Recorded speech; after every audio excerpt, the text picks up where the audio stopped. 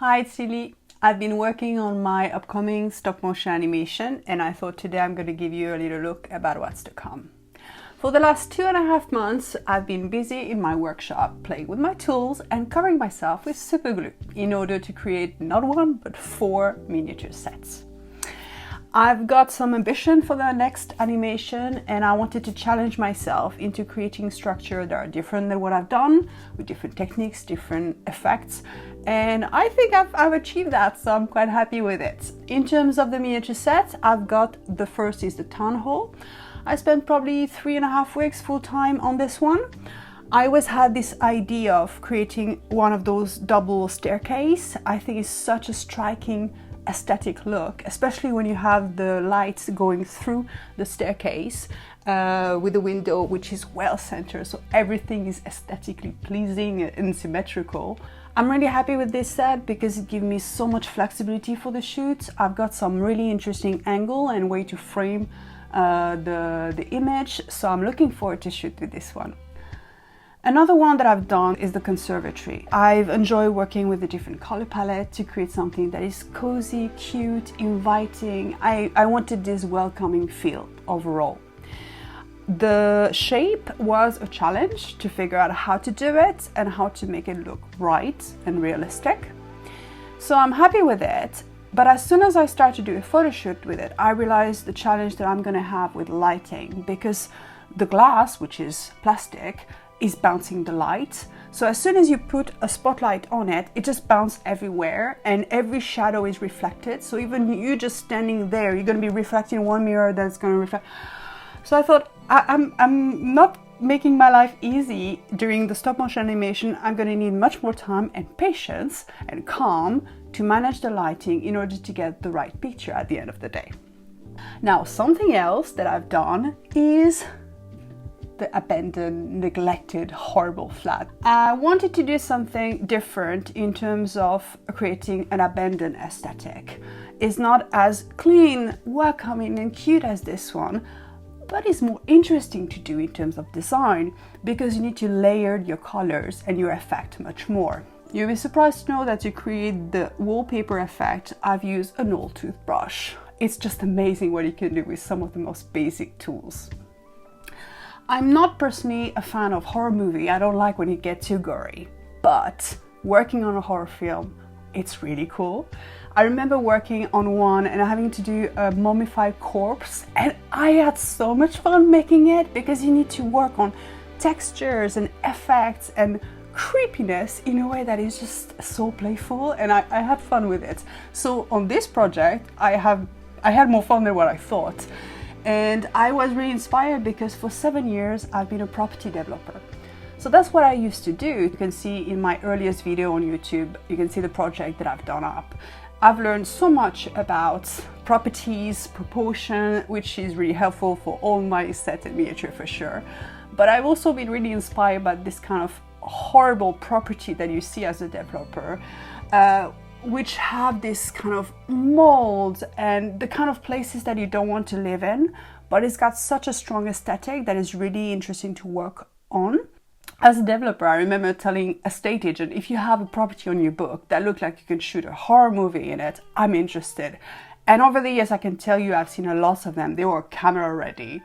So it was horrendous, and obviously no one wants to live in there, but they're such a good source of inspiration. And I've enjoyed using what I've saw over the years to create something that really have this strong effect. As soon as you see this scene, you have this sense of sadness. I mean, you just don't want to be in there. And that's something very interesting to create in terms of set design, because for me, it's not just about making something aesthetically pleasing, even if I enjoy that too. I want to create an emotional sense of how you feel in that space. And another one is the very formal dining room. Obviously, there's thousands of ways of doing a dining room, the same for living room, or even a more formal public place. But I wanted to do something which have lots of paneling, lots of architectural trim, because if you see some of my sets, you probably spotted that I like architectural trim anyway. So I had lots of fun on this one, making everything look super formal and posh and incredibly calculated. I have personally a thing about sculpted ceilings, so this one I went wild with it. And if you wonder about what material I used to make it, it's Worbla. Once again, the magical material that I use absolutely all the time. So now when it comes to the theme of my new stop motion animation, it's about how we build our own identity based on the choice made by other for us, or the choice that we made for ourselves. So it's an ambitious project. I still have a long way to go. I still have to make my puppets, got quite a few, then shoot my animation, then edit my animation. So full time, there's roughly a month of work ahead of me.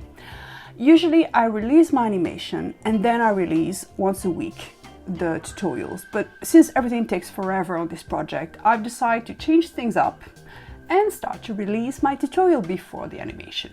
So I'm gonna start releasing the tutorial, I think, for the town hall first. Then I'm probably gonna go on the dated flats, then conservatory, and then the formal dining room. So probably within a week or in a week time, you're gonna see the new tutorial coming up.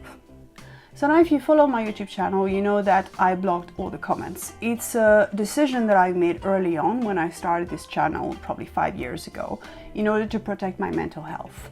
And I'm so glad I did. So I have quite often people commenting, oh, are you aware that your comments are blocked? Yes, I'm fully aware of it.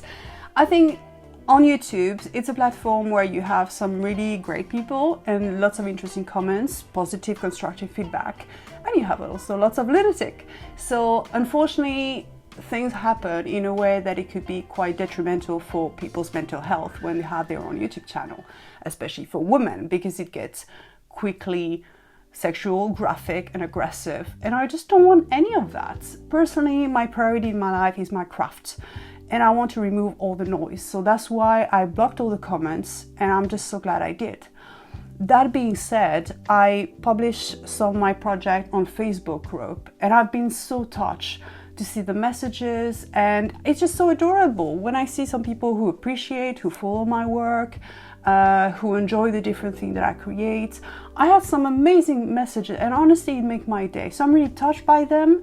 I try my best to answer to all of them, but I keep being blocked by Facebook just by the amount of messages to answer, and I try my best because it's really important to me. I'm touched to know that the kind of project I do bring joy to people, that they're inspired by it. It is really important to me. So thanks a lot for supporting my channel, for following, for enjoying my videos, because it matters a lot to me.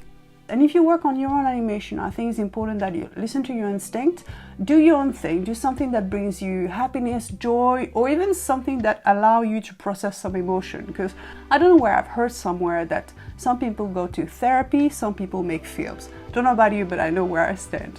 So I think stop motion animation is a fantastic and magical way to tell stories. And if it's something that you want to do, honestly, go at it. Have a try, give it a shot. Don't wait until you have the 1 week available to do it, the full weekend available, or all the materials.